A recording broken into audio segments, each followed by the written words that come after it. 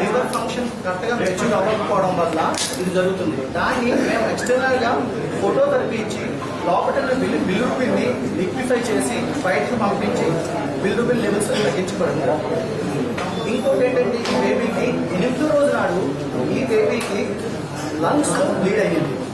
దాన్ని మేము ఎమర్జెన్సీ ట్యాగల్ అప్పటికప్పుడు బేబీని మళ్ళీ వెంటిలేట్ చేసి ఆ బ్లడ్ ని లంగ్స్ నుంచి క్లియర్ చేసి మళ్ళీ బేబీని స్టేబుల్ కండిషన్ లో తెచ్చాము.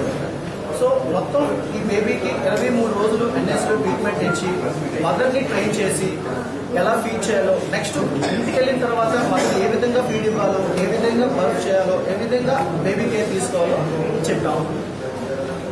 సో ఇది ఈ 23 రోజులు మేము ఎన్ఎస్ లో చేసాము.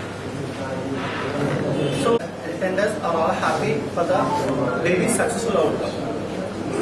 So I thank all the pressmate members for giving me this opportunity, and I thank my medical director, Care Hospital, for me to speak on the behalf of NSC department, Care Hospital.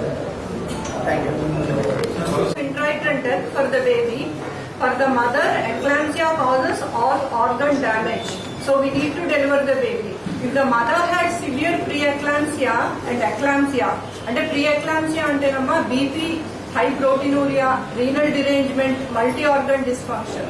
ఇవన్నీ ఒక ప్రెగ్నెన్సీలో వచ్చినప్పుడు next ప్రెగ్నెన్సీలో రావడానికి కూడా 5 to 10% chance ఉంది. So to prevent that there is availability of low dose aspirin అని ఒక డ్రగ్. దాని వల్ల హెవీ అంటే సిమిలర్ హై రిస్క్ అవాయిడ్ చేయొచ్చు, but mother can have still development of hyper tension in the next pregnancy. So we need to be very careful in the next pregnancy as well. మనం follow అవ్వాలి mother ని. Once pregnancy అయితే we need to have a regular blood pressure checks and any development of PET, any suspicion